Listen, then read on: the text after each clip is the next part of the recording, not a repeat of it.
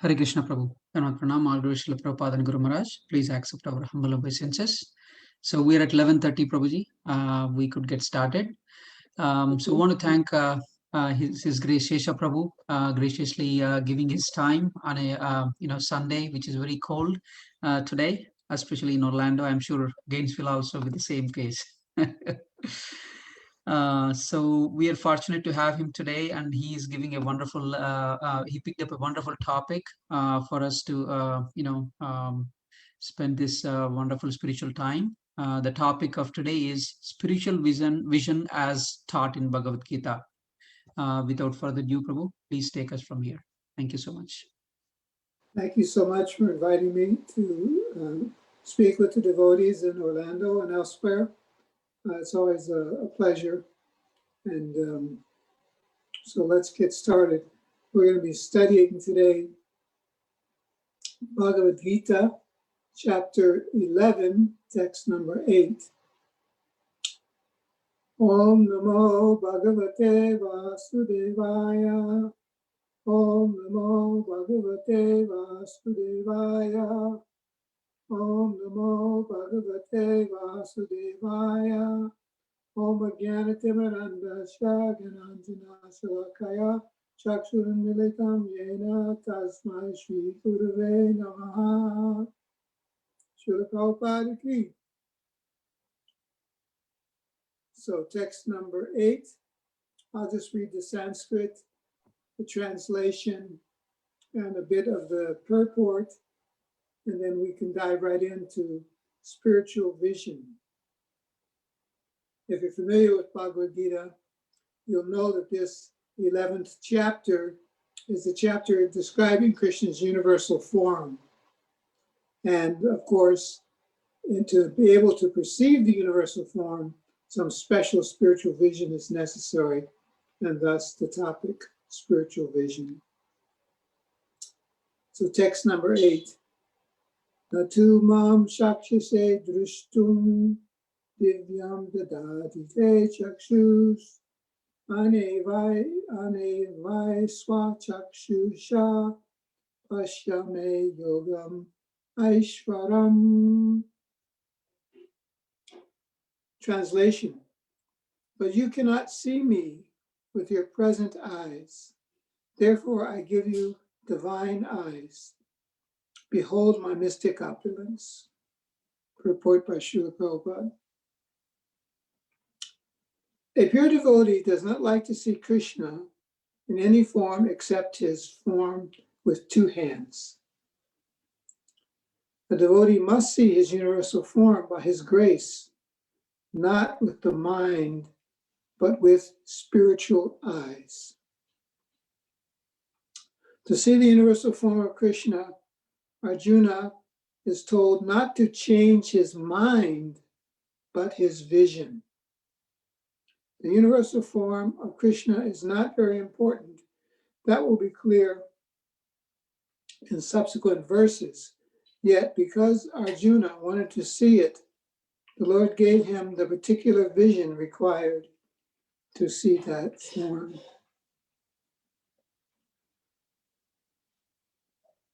So not to change his mind, but his spiritual eyes, his spiritual vision. We take vision sort of for granted, that it's there, it's one of the senses, and we use it. Of course, a Krishna devotee is very thankful for any benediction or facility given by the Supreme Lord. So devotees don't take it for granted. But most people do. They think that I can see, it's my right to be able to see, and that most importantly, they think that my vision is giving me the correct perception of reality. And actually, this is a great mistake that's made that comes up in relation to all questions about life. We often hear in our attempts to spread Krishna consciousness we meet people and the first thing they say to us, can you show me God? I can't see him. If I can't see him, I don't believe in him. But there are questions, very valid questions that have to be put to someone who gives that kind of approach. Can you show me God? First of all, we have to know whether they're qualified to see God. Seeing God is not a simple matter. It's not an everyday affair. As I said, we kind of take our vision cheaply and we use it for all kinds of deviant and nasty things. But actually, sight, as are all the facilities given to us by the Lord, are opportunities for us to engage in the service of the Lord. And so someone may say, can you show me God?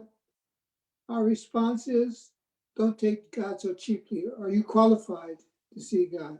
How have you been using your senses? How have you been using your sense of sight that all of a sudden now you think you can see the most perfect, the most beautiful thing?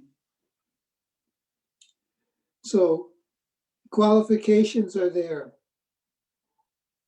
If you were going to try to see anybody, the mayor of Orlando, the president of the United States, a big business person, you'd have to have some qualifications. It's not that you go knock on the door and all of a sudden the door swings open and you can see. Srila Prabhupada tells an interesting story about Prime Minister Gladstone, I think it was, an old prime minister in England. One man came to see him and he was told, yes, the prime minister is here. He'll see you, but just sit down and wait for a while. So that man was waiting and waiting and waiting to get the opportunity to meet the prime minister, but it wasn't coming. He started to get frustrated. And so finally he broke down the door. And what did he see? He saw the prime minister giving a piggyback ride to his small grandchild. So that man, he was so anxious. He thought he had such a right to see that he burst down the door of the prime minister of the British Empire. And what did he see going on? The intimate activities of the prime minister giving his grandson a piggyback ride. Qualifications are necessary to meet anyone. And if you don't have them, how can you expect to see God? So you may demand, can you show me God? But how can you expect to see if you don't have the qualifications? Now we're going to talk about what some of the qualifications are. But just let me explain to you other disqualifiers or limitations, let's say, limitations which make seeing God difficult. There are physical abilities. We only have a certain sort of bandwidth with our vision so that we can perceive anything. If something is too far away or covered by darkness,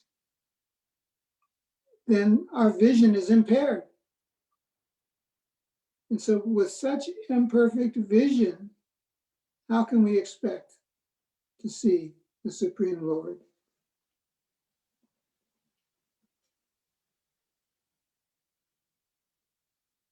Another limitation is time. Time, things happen sequentially over a period. And if we're not there at the beginning, or we're not there at the end, then we don't actually see for ourselves. And we tend to make judgments on what went on before or what will go on after, based on our limited bandwidth and what we can actually see and experience directly. We're temporary, limited beings. We have a limited lifespan. For understanding what went on before And what went on after, we have to rely on others. We can't rely on our sight alone. So time also limits our ability to see, to use our vision. So if we want to know and we want to be shown God, or you want to be able to perceive God, then first you must deal with these kind of difficulties. Your qualification to see God, your physical ability to see God, and your time constraints. Another thing we often hear in the preaching field is we give people knowledge about God to overcome these defects. And people, they respond, no time, sorry, don't have time for that, sir. No time, sir.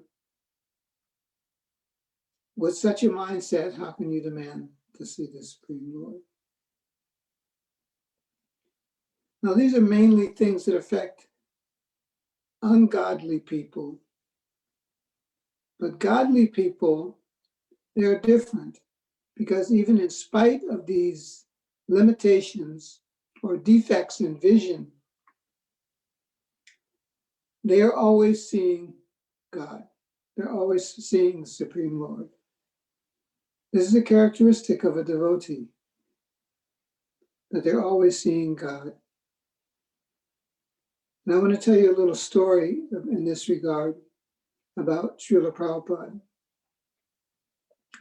Actually, I was on, well, not just me, like it was myself and Prabhupada alone, but our book distribution party, our traveling book distribution party, met Srila Prabhupada in Detroit in 1975.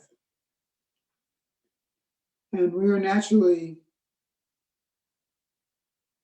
overjoyed to get the opportunity to go on one of his morning walks with him. For those of you that are familiar with Srila Prabhupada, he'd take a morning walk every day. And during that time, he would often debate different spiritual topics with his disciples. So we were on a morning walk on a small island in the Detroit River called Belle Isle. And from Belle Isle, you could see the skyline of the city of Detroit in the distance. And so as we were walking along, all of a sudden Prabhupada stopped and pointed with his cane towards downtown Detroit. And he asked a question. He asked the question, what temple is that? Looking at the skyline. He said, it's just like the Jagannath temple. He saw the downtown office buildings, which were anything but the temple of Jagannath, or like the temple of Jagannath, with all kinds of Ugra karma being performed in those buildings. But how did the devotee see? He looked at the building and he saw that the shape was like Jagannath Mandir, Jagannath Temple in Puri. You've seen it. It has a tall structure with a chakra at the top. And there's a light on top of the temple as well. And so Prabhupada, he was looking toward downtown. He held his cane up. What temple is that? He was seeing with spiritual vision, as a true devotee does. He sees everything in relation to the Supreme Lord. And he said, it's just like the Jagannath temple. I remember we were all thrilled to hear Prabhupada say that and show that characteristic of a pure devotee, that they're always seeing Krishna. But this is how a devotee interacts with this world. Always sees Krishna in his hand moving, his physical presence in objects around us, and also in things that happen in our lives.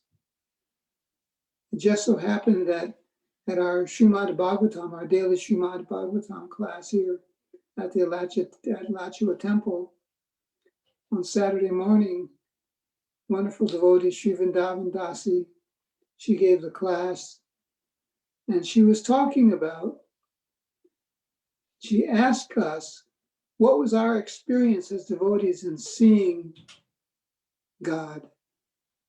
we're all practicing for so many years. So you must have some experience from your practice. So what are you seeing? How do you see God in the world around you today? And different people gave different examples. But I raised my hand and I also gave my experience. Because I had planned to talk this today, Sunday morning, about spiritual vision, I found her class very prophetic because she was also talking about that and giving me different ideas what I could say during my class on Sunday morning the next day. So there's some connectivity that I perceived. And who's doing that connectivity? That is the Supreme Lord. That's how the Lord works. He gives us a chance to see everything that happened to us in relation to him. Actually, the great seers in the Vedic tradition have declared the statement that not a single blade of grass moves without the hand of the Supreme Lord being involved. Just imagine the scope of God's activities in relationship to the world, and that these Vedic seers are saying not a blade of grass moves without the Lord's hand being involved.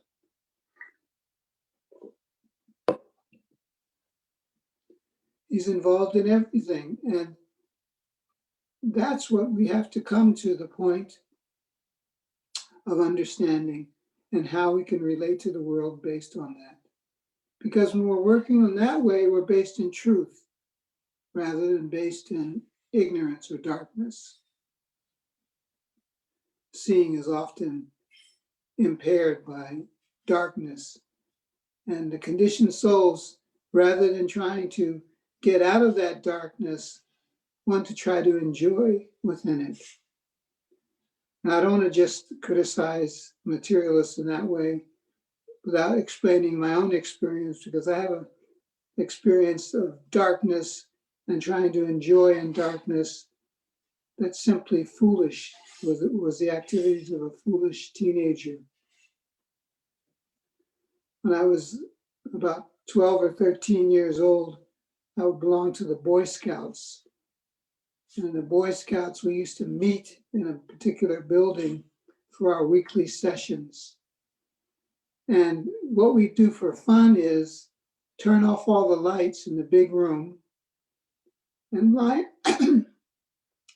up on opposite sides.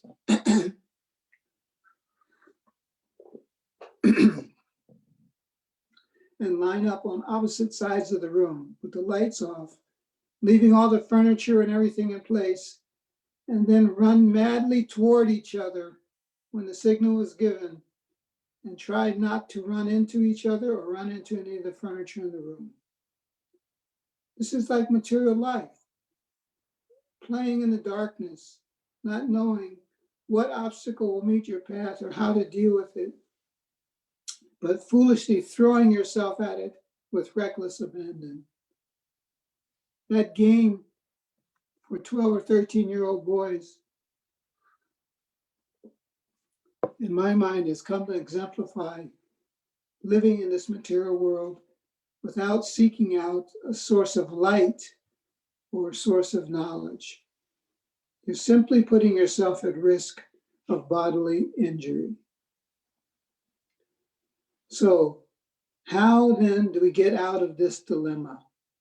How then do we get out of this dilemma? That should be the question. Not challenging, can you show me, God? But trying to understand how we can get out of the darkness of this material world. Well, the key is found in a verse that I've already quoted here this morning. Om Jnana Timirandasya Gananjana Shalakaya Chakshurumilitam Yena Tasmai Shri Gurave Namaha. We have to approach a spiritual master, someone whose eyes are opened, who can see the reality of this world, who's not affected by the physical limitations or the temporal limitations that we talked about earlier. Someone who is qualified to see the Supreme Lord by their renunciation of the troubled nature of this world. That kind of person, that guru can open our eyes, and then we can actually begin to see what should be done or what shouldn't be done. And that's what's happening in this verse of Bhagavad Gita that we read this morning. Arjuna, trying to understand what his duty was, what he should do, what he should not do, how he should act in knowledge instead of acting in ignorance. He is approaching the Supreme Lord Krishna, who is acting as his guru. As his guru, what does the guru do? Om Jnana Timirandasya. The guru forces one's eyes open with the torchlight of knowledge. You'll know that if you try to close your eyes and someone brings a torch toward your face, that probably you should open your eyes and see what's going to happen next. And so the guru actually forces open eyes. We don't want it. We want to remain in ignorance, thinking that, oh, can you show me God? But no, the idea is that the guru gives us an opportunity by bringing the torchlight of knowledge that dissipates the darkness of ignorance and enables us to see actually what is happening. So Arjuna was in that position. He didn't know what his duty was, how to execute it. And so he surrendered to his guru, Krishna, and Krishna gave him divya dristi, or divine vision. The translation of the verse again is, but you cannot see me with your present eyes. Therefore I give you divine eyes. Behold my mystic opulence. Now, although we may not have an experience like Arjuna and be able to see the universal form in its fullness as he did, we do experience the same kind of thing. We experience a kind of wonder and true difference of vision once we get genuine spiritual knowledge. We actually start to see things differently. And that's why I gave the example of Prabhupada looking at that office building in downtown Detroit. He saw it and the shape resembled the Jagannath temple. So his mind immediately ran to the Jagannath temple in Puri. And he saw that reality. And he saw the temporary material nature in terms of that reality, rather than the other way around. The other way around is to try to, with our material conceptions, understand the transcendent Lord. But then we can't understand. We can't understand the reality of the Lord's actions, how he maintains the world, how he told Arjuna that you see all these warriors here to gather today, they're already killed. The battle is already done. The decision is already made. You just have to fulfill your role as an agent or a part of the plan of the Supreme Lord to accomplish his goal. And so Arjuna, he wanted to see that. He had to be enlightened, and enlightenment meant seeing that. Therefore, he had to change his, the Prabhupada says in the purport, to see the universal form of Krishna. Arjuna is told not to change his mind, but his vision. Not to change his mind, but his vision.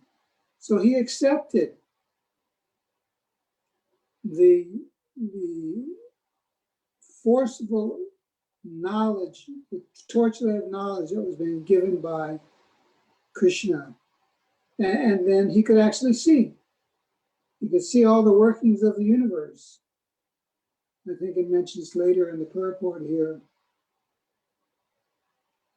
that the verse mentions hands, so many hands and legs in the universal form.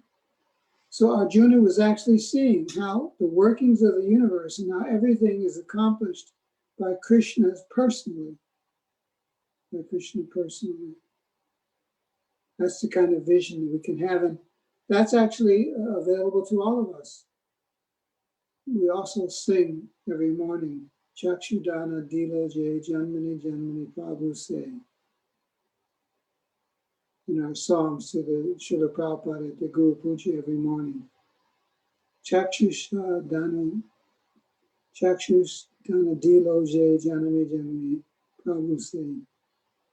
That you open my eyes, Chakshudana, you gave me spiritual vision. And for that, I bow down to you birth after birth. So the guru, by approaching a bona fide guru, we get enlightenment and our vision changes. And as I gave the example, we all have experience of this in different ways. How we see Krishna, God in our lives, how we see the energy, Krishna's energy around us that can be utilized in Krishna's service, how we see the spiritual workings of presenting Krishna consciousness to someone and having them accept the teachings and actually wake up and open their eyes for the first time, maybe in their life or lifetimes. That's the beauty of Krishna consciousness. You actually can see someone awakening. It's almost like a child, a baby. As a baby, child is born and then grows first year, second year, third year. You can actually perceive how knowledge, experience in the world is this jiva soul is blossoming in that body, becoming more aware of its surroundings. Spiritual vision, spiritual awakening is very similar.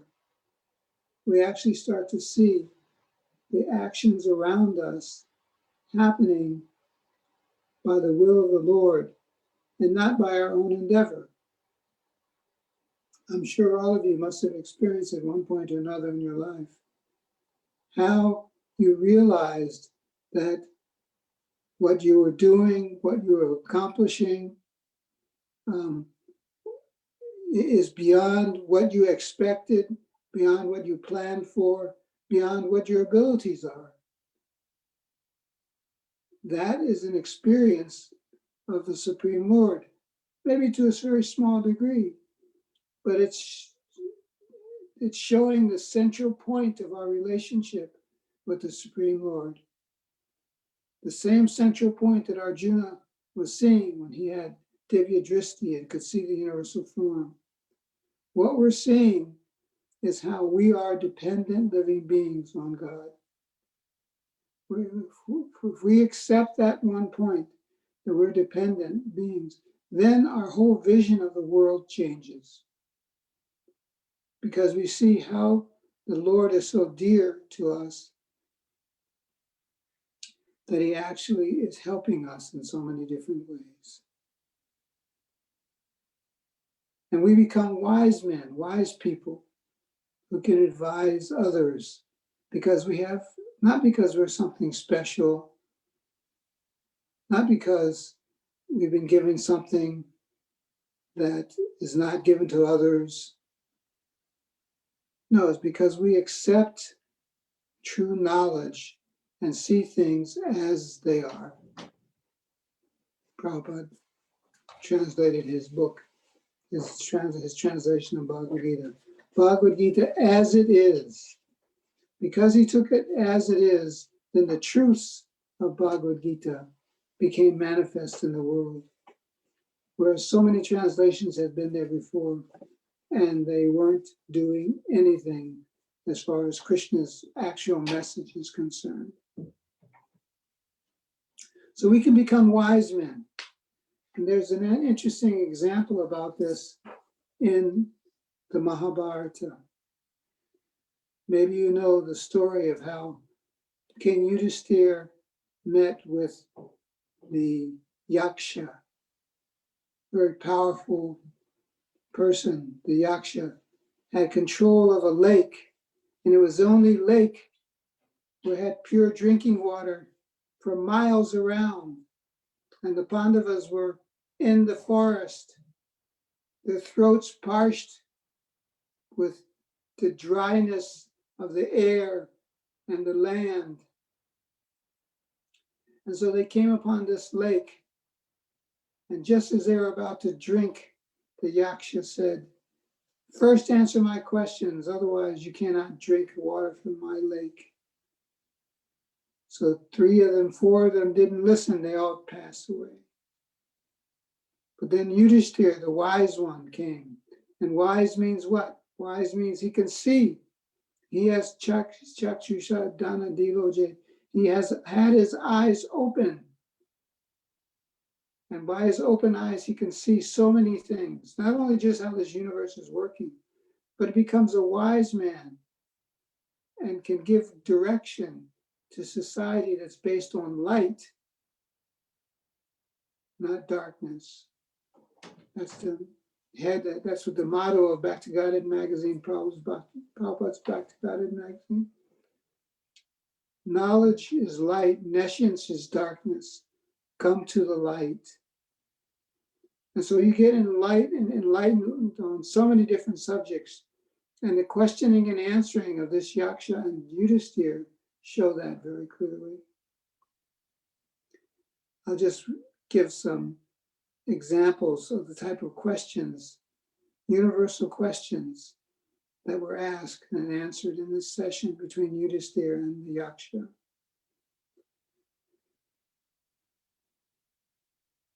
The Yaksha asked, "Tell me, what is quicker than the wind?" What is quicker than the wind? The mind is quicker than the wind.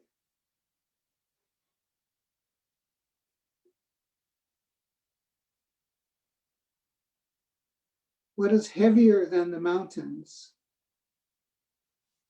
The love of one's mother and the words of one's father are heavier than the mountains. What is the best gift bestowed upon men? A wife who is both a friend and companion. What is the best kind of happiness? Happiness from within. So these kind of jewels of living are reflective of light, are reflective of knowledge, are reflective of one who can actually see the nature of this world. So the Yaksha was pleased with the questionings, and they went on for many. I think there are at least 64 questions, if not more, that were asked that represent how to lead your life according to being in the light and not the darkness, having a change in vision of this world. If we do that, then we can actually be happy.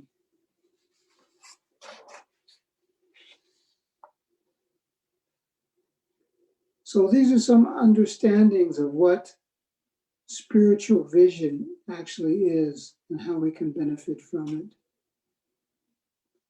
But there's more. There's more to our vision that can be developed in Krishna consciousness. And that's referred to by Prabhupada in the purport, where he says that a pure devotee does not see Krishna in any form except his form of 2 hands. Devotees who are correctly situated in a transcendental relationship with Krishna are attracted by loving features, not by a godless display of opulences. The playmates of Krishna, the friends of Krishna, and the parents of Krishna never want Krishna to show his opulences. They are so immersed in pure love that they do not know that Krishna is the Supreme Personality of Godhead. In their loving exchange, they forgot that Krishna is the Supreme Lord. This kind of relationship with Krishna, where we can see him as our master, see him as our friend, see him as our child, seeing him as our lover. This kind of knowledge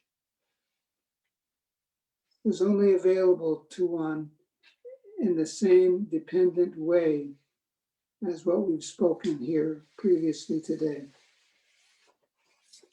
And this is confirmed in the Brahma Samhita, where Lord Brahma, the original father of this universe, where he describes his realizations, his enlightenment, how he sees everything in relation to the Supreme Lord. But again, not just in terms of the functionings of this material world, but in terms of our individual loving relationship with the Supreme Lord. That is not something that we can have ourselves and create for ourselves. But as explained by this text that I'm going to read from Brahma Samhita, it's also a gift to us. We started off by saying how we don't appreciate sight and vision. It's truly a gift to us, even if it's just in terms of the material world and functioning in the material world, rather than being darkness, like a foolish boy running across a room full of furniture, rather than being the type of darkness and leading our life like that.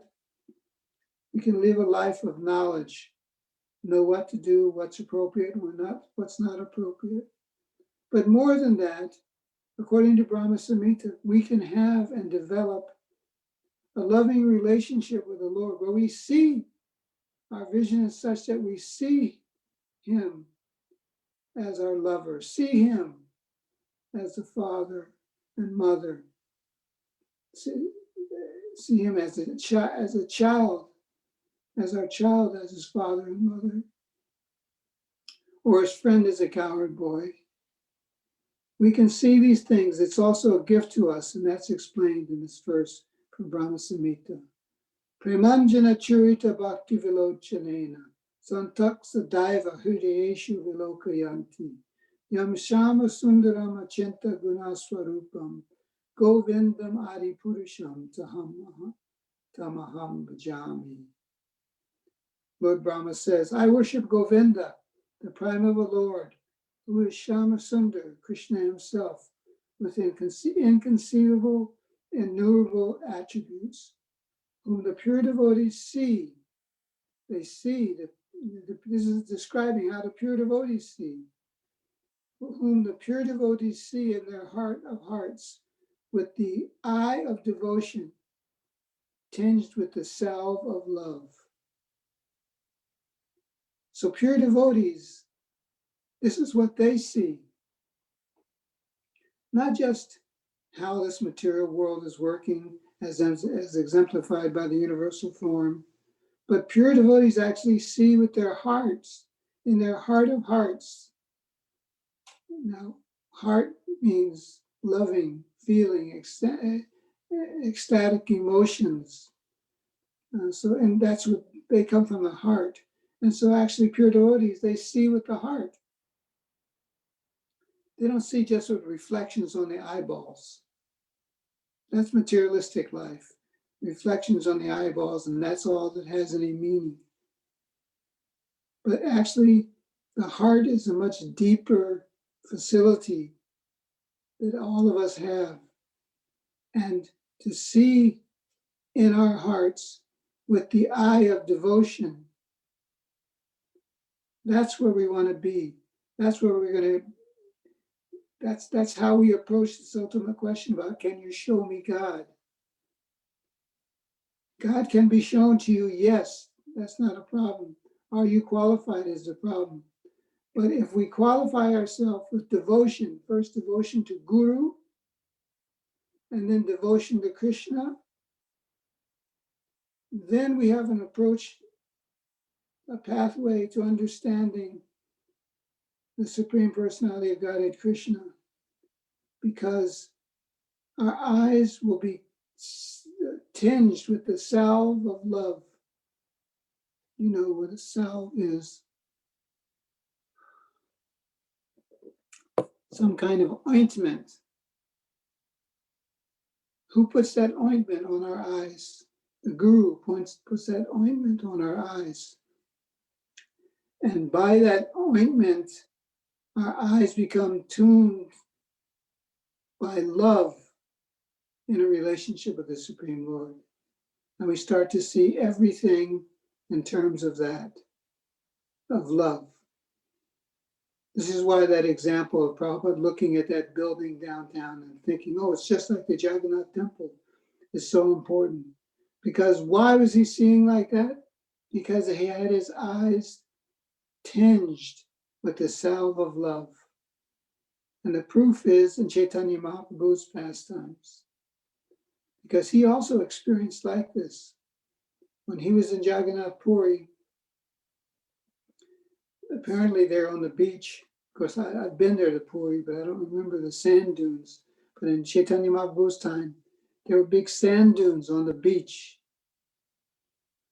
And Lord Chaitanya, the perfect, playing the role of a perfect devotee, he would see those sand dunes and he thought immediately, well, this is Govardhan Hill. This is and so he would run to the sand dunes, just like one might run to embrace the stones on Govardhan Hill. And so he was seeing like that, just like Prabhupada saw that office building as Jagannath Temple. Chaitanya Mahaprabhu saw the sand dunes at Puri as Govardhan Hill. Why? Because their eyes were tinged with the salve of love based on their devotion and the emotion of their hearts as pure devotees of the Lord. So that's why Lord Brahma says that's who he worships, Govinda. Because that's what's seen and perceived by spiritual vision as being the topmost activity. Actually, this material world is a very dangerous place. And it's dangerous more so when you're blindly trying to walk around in it, not knowing what you're doing. Therefore, it's the reason why Prabhupada started International Society for Krishna Consciousness, established temples, wanted devotees to come together, study the scriptures, so that we wouldn't have to walk around in darkness and put ourselves in danger. But more than that, so that we could actually taste the love. Can you show me God? Yes, and it's a good thing to see God. That's why we're trying to work so hard to do that for you. It's simply a matter of qualifying yourself by chanting Hare Krishna, by worshiping the deity in the temple, by taking Krishna Prasad, and by studying Srila Prabhupada's books. If we do this, then we too can have our eyes of devotion tinged with the salve of love.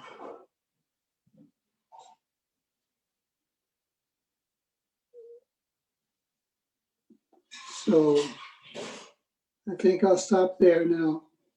I have, I'd like to ask you if you have any questions or anything. But if you don't have any questions, then I have some questions for you. So does anyone have any question? Hare Krishna, Prabhu. Dandavat Pranam. May I ask a question? Yes, please. Yeah, I'm Gopal here, Prabhuji. Maybe you remember me. But it's a very good, nice class, Prabhuji. And it's fortunate that I attended this class today after a while. Thank- A few days back, I was introspecting. Actually, I was having a walk and I was thinking about this word vision. What does vision mean? Is that vision is something personal level, like vision for my family, or vision is something as a broad level, vision for the society in general? And it's very interesting. You spoke about this point in this class, and you spoke about this point when we see we are dependent, then we can define our vision by true knowledge and give and can give the direction to the society. That's what he quoted. Um, Mm. so my question is how one defines the vision. Let's say now I understand vision is something that we see in a broader perspective for society. Let's say in that way. But how we define that, is that something our guru tells us that this is the vision, you have to work for that, or it can be person to person that you want to contribute for the society? Thank you for the question, Gopal. Good question. Because it's not that we're impersonalists. Our guru, he has laid out for us a broad path of the benefit of human society. All the Vaishnavas in history, they've all worked tirelessly, whether it be translating books, writing books, performing austerities, chanting Hare Krishna. It's all done not for themselves, but for the benefit of others. And so by following the Guru's instructions, we work in that way. But we may also have some individual inspiration ourselves. How to help others, how to benefit others. And if we give people Krishna consciousness, that's the best welfare work that can be done. So we should always be thinking like that. How can I benefit others? And the end result of that is that you yourself will be benefited in so many different ways. Because Krishna, he's got perfect vision. Our vision is imperfect in so many ways. But Krishna doesn't miss anything. You do a little service to help him in his mission, to please him, and he never forgets that. And your welfare can always be assured. Even sometimes we can't see the future and we're worried about the future. So how do we act now in the present? If we act for the benefit of others, we're never acting in a wrong way. So we should always, if we're always thinking like that, and of course, Guru, he gives us a broad direction how to do this, and it's individual. Someone may do this by distributing literature. Someone may do this by distributing prasadam. Someone may deliver this by chanting Hare Krishna and present in a public. There's so many different ways, individual paths that we can take under the umbrella of the authorized service of the Guru. So we should dedicate our lives to that way, because the Shastras, which is Shastra Chakshu, seeing through the eyes of the Shastra, it tells us what the result of this will be. That's the main thing why people don't want to act. If they're afraid to act, what will happen? I don't know what will happen. They become frozen. But you're never at a loss if you try to render service to Krishna in any possible ways. So, like that. Hope that answers your question. Yeah, sure, Prabhu. Thank you so much, Prabhuji. Hare Krishna. Do we have anyone else?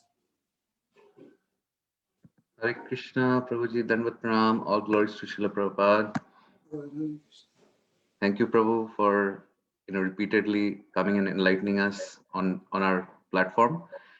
So I had one question about being able to apply what we learn from Guru and from the Shastras.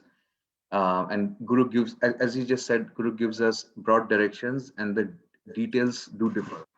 But even then, there are times when we have to make decisions and we do not have, and it's a situation that we have not encountered before, or maybe we have not received any directions on how to act under that circumstance. So I'll give an example, conflicts. So I was kind of wondering that, when we are in a conflicting situation, so sometimes it's like, we are like lost, we perplexed by the situation, and we don't know how to develop a spiritual vision towards that conflict. Is it like, and it's not a conflict that's like, that Arjuna is, he's encountering on the battlefield. He's with Krishna, and he's experiencing a conflict, and I don't know if it's like maybe a little easier for him because God himself is there. But we do enter into conflicts at workplace, may not be in a devotional setting. So how do we develop spiritual vision towards such, um, towards conflict specifically, and towards such, in such situations which we have not encountered before, or may have not received directions how to act under those circumstances?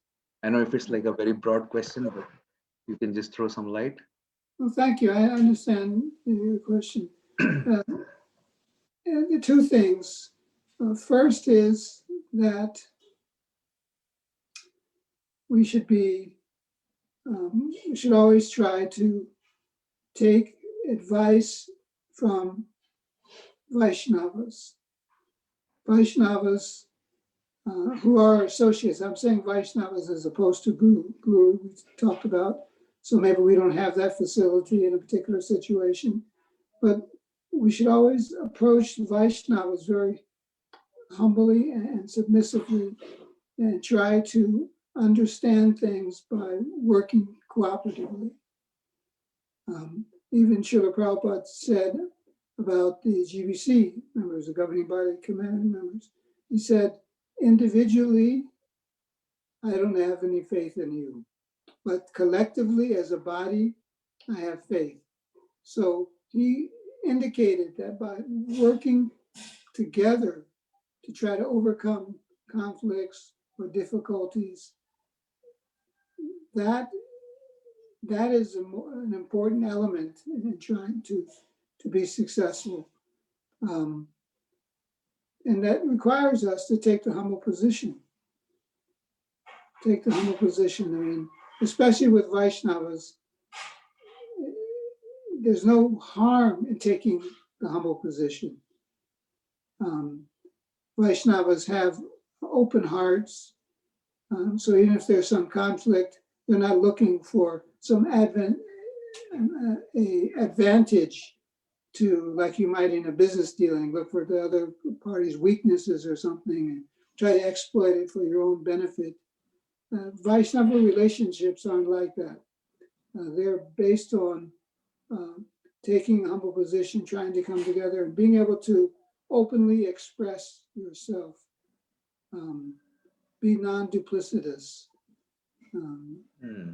These qualities are given in Bhagavad Gita, and particularly in the Leela of Chaitanya Mahaprabhu. Even Nityananda Prabhu and Haridas, they would go and they put straw between their teeth and they beg people to take the chanting of the holy name of the Lord. They weren't afraid to take the humble position. And so by doing that, if we're dealing with true Vaishnavas, then we'll find the reciprocation and a path to working out difficulties. Thank you so much, Prabhuji. Thank you very much.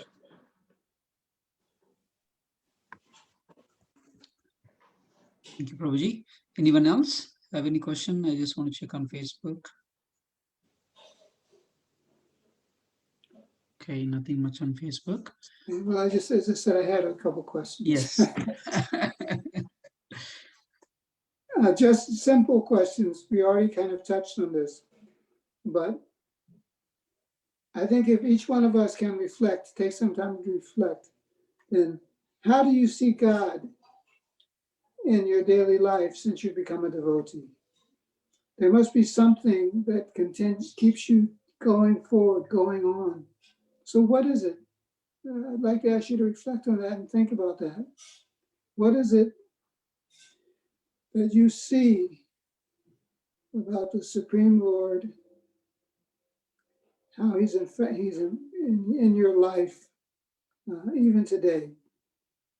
Of course, we know big, pure devotees of the Lord, they may be seeing Krishna directly, but we can also see Krishna if you think about it. Yes, Gopal. Yes, Roji, as I already, when I was asking question, I gave this, and this, I will not say realization, but this many times happened with me. When I wanted to seriously inquire about any question, somehow or other, the arrangement has been made, a devotee comes and answer my question. And it's very fortunate. I mean, and that's how I many times realize the blessings of Krishna and God in my life. That when I'm in trouble or seriously wanted to get something, somehow or other, Krishna arranges. Yes. Make this arrangement. So yes. Yes, so many times devotees report that they're having some difficulty and they just pick up Bhagavad Gita or some other book and they open to any random page, and that instruction on that page is exactly what applies to their situation they're going through. This is Krishna's arrangement. That's the extent of Krishna's arrangement. We shouldn't have any doubt that everything that happens in our life, especially those that are devotees of Krishna, everything that happens in our life is a special arrangement by the Lord to help one. Even sometimes it may seem like it's a reverse, but it's actually meant to help one progress. If we see things like that in life, then so much of the misery and fear goes out of our lives, and it's replaced by faith in Krishna. Thank you. So does anybody else want to answer this question? If not, it's something we can reflect on. Hare Krishna Prabhu, Dhanavad Pranam. This is Brahmaji. Hare Krishna, Bhagavad. Prabhu, for me, I believe I am already experiencing the costless mercy. I have been blessed with association of very sincere devotees. We read Bhagavad Gita regularly. I am on this call. This is God's work, not because I did something. So that's it, Prabhu. He's given me everything, This association, the chance to join on Sundays, do whatever little service I could. All this is God's grace. Hare Krishna, Prabhu. That's Divya Dristi. That's spiritual vision, seeing like that. We can see our lives like that, especially you point out that association with devotees. That's the most essential thing, that the most wonderful gift that Krishna has given us, Chaitanya Mahaprabhu has given us. We can live halfway around the world from Sri Mayapur down and yet still celebrate the Lord's appearance.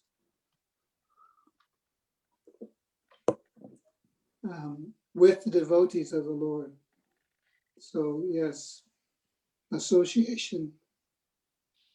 That's proof that one's gotten the mercy of the Supreme Lord. Thank you so much, Brahmaji. Hare Krishna. Hare Krishna. So association, even for myself, it will be a common denominator, I think, for every devotee. And like for me, I don't, for some reason, I don't go to the temple so often. And with this COVID, it's been even more, far and few between. But I feel like at different points in time, like I have been placed, obviously by the Lord's arrangement, in such situation, in connection with such sincere, persistent devotees who have straightened me up, like, who've kept me stable. Like right now, I'm sitting like thousands of miles away in a small city in Missouri, and I don't have any association here. But every Tuesday and Thursday, we have reading calls. Our temple devotees, Dwapan Prabhu and Brahmaji Prabhu, who just spoke. And I just feel like if that was not there, it would have been so much more harder. So I feel like at every point in time, I've always had someone who has been a stabilizing factor, who has kept me going, and I'm very, very grateful for that. So Prabhuji, Prem Rasa, Prem Ras Das. So right from the beginning, he has always been in and out. He's always stayed with me. Like he's always kept me encouraged, motivated, engaged, though he's like, halfway around of the world. So I feel like that is the mercy of the Lord. That in spite of me being not able to be, steadily engaged at the centers where they are worshipped, still like they keep me around. So here's me, reaching out to devotees, arranging Sunday feast like lectures. So all this is just because like I'm remote and still I'm able to, be engaged in these things. So I feel like this is the Lord's mercy, and there are so many devotees that are like, coming together to help me. So I'm very grateful for that, and that is the involvement I feel. Like that's how Krishna is helping me. Stay focused, on track. Well, that's wonderful. That's wonderful. Yes, Krishna loves each and every one of us, and he won't let us go. He always try to help us. We show a little inclination to him, and he becomes very happy to give us so much mercy. You're receiving Krishna's mercy, as all the devotees are. So congratulations to you. Thank you. All glories to the devotees. Jai Vaishnava Sangha Ki.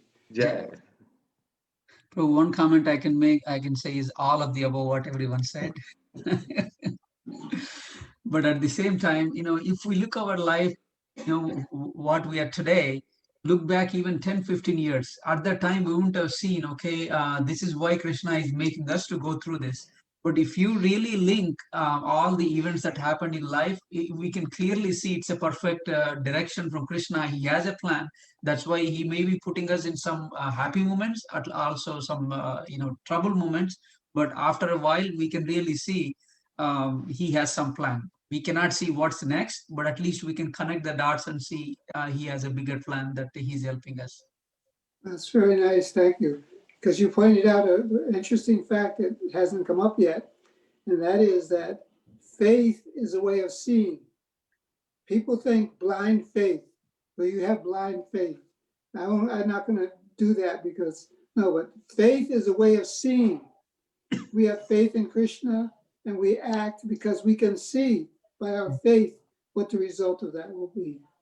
So it's very important to understand this extension of sight is by faith in the Supreme Lord. That's another way to see. And thank you for that contribution. Well, if we don't have any, well, we also have to know when to stop. We can go on. If you have any further, such questions, so that we poke our mind to say say something, please do so. I'm happy to sit here as long as there are questions and some points or additions that people want to make. But for me, as I've told that story about Prabhupada in the building in Detroit, it was special for me to be able to think back that I was actually with Srila Prabhupada when he made such a statement by pointing out like that. Again, you can take it as a simple thing or as not important, but the Lord and his devotees, his pure devotees, everything they do is so deep and so full of meaning that if we actually accept it, we can learn lesson after lesson after lesson from these events. Just like Arjuna was able to see the depth and the complexity of the creation by seeing the universal form. And everything, you read the descriptions, everything he saw in that form happening. And so with the Divya Drishti or spiritual vision, we can see any of our activities with the Lord or his pure devotees or his Vaishnava, the Vaishnavas, as deeply meaningful for us and giving us direction in life. Thank you, Prabhu. Okay, well, why don't we end this there? Sure. Thank you for being with us today. Krishna, thank you again. Please do come whenever your schedule permits. So we would love to take your guidance and hear more from you, especially disciple of Srila Prabhupada. Thank you so much.